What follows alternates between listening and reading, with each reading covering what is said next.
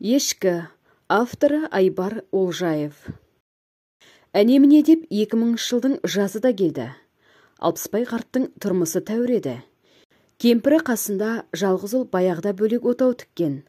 Артынан тұяқ ермеді деп кемпірмен шай ішкенде бір күрсініп қойғаны болмаса, анау-мынауды ойлап қайғыра бермейтін. Әлі ширақ бар шаруаны дөңгелетіп отыр. Малы да баршылық, ауылы да сол маңға арналған. Қыста қар түспейтін, шөбі шүйгін, шөпке аузы тиген мал жынттай семіре кететін киелі жер. Табиғаты да тамаша, өзені ағып жатыр. Жазда қара домалақтары шомылатын тоспасы да бар. Жаз сайын бар ауылдың бар баласы жиналып, мәре-зәре болып жатады. Ілгеректе азнаулық жем шөпке көмектесуге келіп жүретін ұлға, елеңдей бермей жұмысыңды істе, саған өсу керек деп ауылға келе беруін тыйып тастағандай болған. Баласы Алматыға көшіріп алайын десе, кеңкілдеп күлген. Мына жұмақты тастап қайда кетем? Атаң жатыр төбеде. Мен де сонда, апаң екеуміз жатамыз. Қала жастар сендердікі, бізге мына жұмағымыз жарар. Әңгіме сонымен тынды. Алматы ауылдікі, облысы Алпысбайдікі, сонымен халас. Есесіне келінімен мектепте оқитын жалғыз немересін жас шықса алдырып алатын. Келіні батыстың қызы. Осы күнге дейін бір ауыз сөйлегенін естімепті. Сөйлесе, үйде күйеуіне сөйлейтін шығар. Үндемес келін кемпірі екеуіне шай демдеп, чак-чакпен көңілін аулайтын еді. Өзімен бал алып келіп, жаз сайын чак-чак дайындайды. Одан Наполеон, барқыт дейме, қызыл-жасыл торттар пісіріп, Алпысбай ғана емес, ауылдағы көрші қолаңда мәз болып қалатын.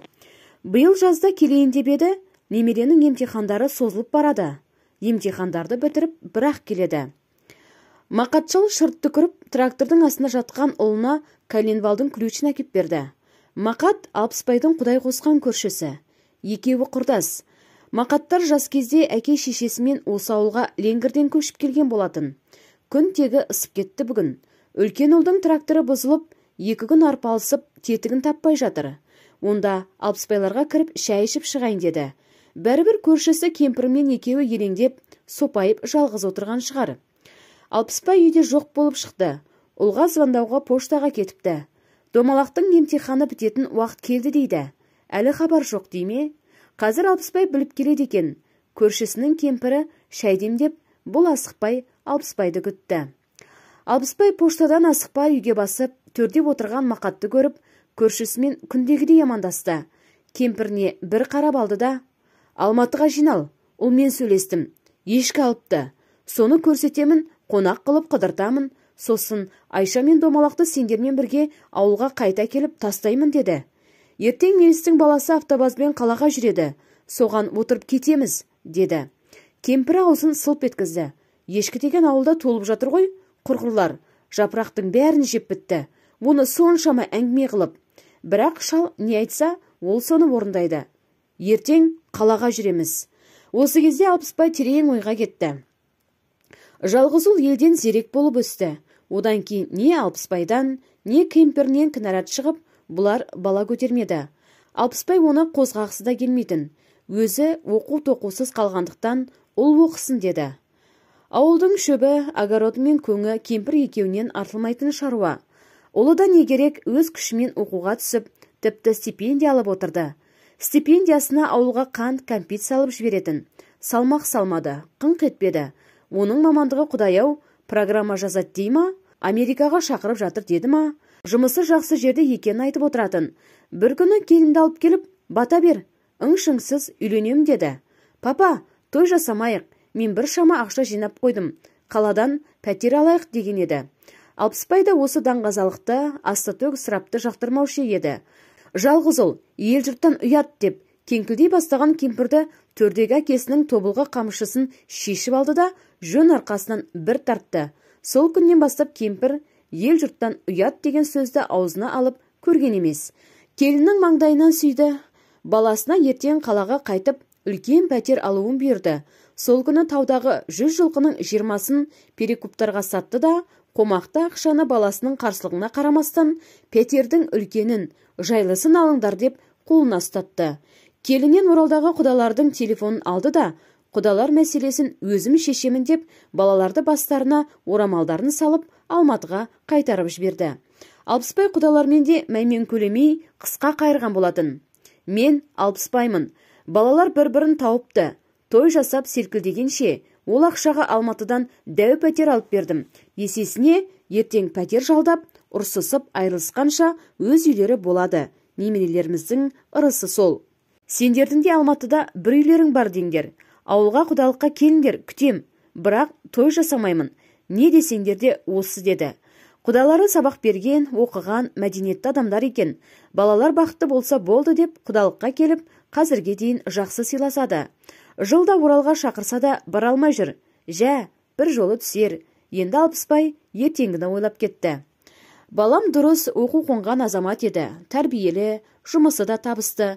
Келін де айналайын. Бірақ ешкісі несі? Ертең Алматыдағы үйге барғанда мені төрде сақалы сапсиғын теке күтіп жатама? Тым құрғанда Сelsовет Мейрамбектің баласы сияқты машина алмады ма? Теке алсын, оны квартиде асырасын деп оқыттым ба сонда? Далбан деді. Далбан Алпысбай қарттың қатты ашуланғанда айтатын жалғыз сөзі. Кемпірін қамшымен жон арқасынан тартқанда да далбан деп қырс еткізетіні бар. Бірақ домалақ немересін сағынып барады. Әйтпесе Алматыға аяқ баспаушы еді. Келін мен немересі сасық текемен бірге тұру керек пе сонда? Жоқ, ертең алып қайтады. Ана далбан ешкісімен тұра берсін. Күрең шайын сораптап, Мақат көршісі де ой үстінде отыр еді. Алпысбайдың баласы сияқты мұның екі ұлы оқымады. Оқыған нес, мектепті зорға бітірді. Не ойларың бар дегенде, екеуі де жанармен көз шығып, ауылда қаламыз, мал бағамыз, саған қолғабыс етеміз дегеннен басқа ештеңе айталмады. Ең құрығанда біреуі оқысын деп еді, ол да болмады. Ауылдың салпанғұлақ екі қызын алған екеуіне қалаға кеткендер тастап кеткен, бос жатқан екі үйді жөндеп, бөлек отау тігіп қойды. Үлкен ұл трактор алып, қазір осыған 4 бірдей ауылдың күні қарап отыр. Табысы өз аузына жетеді. Мақаттың да бар шаруасын трактормен атқарып береді. Кіші ұл тауда, малда. Ол да мал шаруасын дөңгелетіп отыр. Бірақ жұрттың оқу бітірген, қаладан келіп тұратын балаларын көргенде, Мақаттың әлгі екеуіне жыны келетін. Ефтібаймайттар, жұрттар қаладан немерелерін күтеді.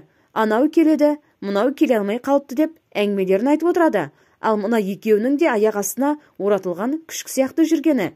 Қалаға кеткендердің ең өскені Алпысбайдың баласы еді. Жұмысқа тұра салып, Алматыдан 4 бөлмелі пәтер алды. Балалар оны Google деген Американың фирмасында жұмыс істейді дейтін. Компьютерге программа жасады. Ақшаны доллармен алады дейді. Американың президенті Буш деген өзі звондап, мұны шақырған екен. Бұны біздің президент жібермей қойыпты. Ылғи жаңа бірдеңе ойлап тауып, оны $1 миллион сатады екен. Онда үйге ешкі алуы да тегін емес. Мақат ыстық бауырсақтың бірін ауызға атты да ешкі туралы ойлап кетті. Біздің ауылдағы сасық ешіктер сияқты емес қой. Арнайы Америкадан келген ешкі шығар. Мақат мақорға орап жүргенде бір газеттен оқыған болатын. Құны $1 миллион тұратын жануарлар бар екен. Ал оны бағып қағатындар жануарларды сатып қыруар байып кетеді екен. Мақаттың көзіне Алматыдағы пәтерде маңғазданып жатқан ешкі елестеді. Аппақ қымбат ешкі. Алпысбайдың келіні арнайы тамақ пісіріп алып келді. Ешкі тамақ жеп отыр. Алпысбайдың баласы оның жүнін тарап фотоға түсіруде. Ал егер бұл ешкі лақтанса, онда қапшық-қапшық $ға сатады. Мүмкін Алпысбай немересін алып Америкаға кетер. Ауылда не істейді? Ефтібаймайт, жұрттың баласын қараш, оқып, жаңалық ашып, ізденіп, миллиондап $, тауып жатыр. Біздікше, мұнауы атам заманнан қалған трактордан айналып шықпай қойды. Анауы тауда қойдың көтерін шықлаудан басқа дым бітірмеді. Дәл қазір Мақаттың атып тұрып, екілді тепкілеп ұрғысы келіп кетті. Ефтібаймайттар. Не болса да Мақат ана ешкіні барып көру керек. Көрші, деді Мақат шайын сораптап. Алматыдағы үйіңді көріп, көрігімді берген жоқпын. Атымасын. Рұқсат болса, байлап отырған дәу сегім бар. Біржанмен келінге соны атадым. Бүгін сойып, ертең сендермен бірге жеткізейін. Мақаттың бұл ұсынысы Алпысбайға мүлдем ұнамады. Ешкіні көріп табалайды-ау. Елге жеткізеді. Пәтерде асыраймын деп, ешкі сатып алған баламның есі ауысып кетіп, ертең делғылы бірдеңе айтып отырса, Мақаттан ұялғаннан жерге кіріп кетермін. Бірақ жоқ дей алмады. Сондықтан бас изеп келіскендей ишара білдірді. Мақат үлкен ұлдың жөнделмеген тракторын бір теуіп кіші ұлға қой сойғызды. Алпысбай мен кемпірі бар, Мақат бар. Ертеңінде Мелістің баласы айдайтын автобазға отырып, Алматыға тартып кетті. Мелістің баласы келетін уақытын шамалап хабарлап қойған болу керек. Алпысбайдың баласы мен келіні ауладан қарсы алды. «Папа, ешкі алдым» деген Біржан сүліктей қара машинаны көрсетті. Салоннан Мерседес класс деді. Алпысбай да Мақат та мұндай көлікті бұған дейін көрмеген еді. Зауыттың май ағып тұрған сияқты, жылтырынан күн шағылсады. Иісі аңқып тұр, жаңа былғары иіс. Көлікте мұндай болады екен-ау. Мақат етін балаларға ұстатып, Мелістің баласымен бірге қайтып кетуге қамданды. Алпысбайдың «Сен үй көремін деп едің ғой, үйге кір» дегеніне де қарамады. Үйге кірмей қайтып кетті. Алпысбай домалақ немересін иіскеді, 4 бөлмелі пәтердің төрінде манты жеді, терлеп отырып чак-чакпен тамаша шай ішті. Ертең ешкіге мініп, немересін алып ауылына қайтады. Ешкіге де оны алған баласына да қария риза болды. Достар, күлкіге қарқ қылған әңгіме осымен тәмам.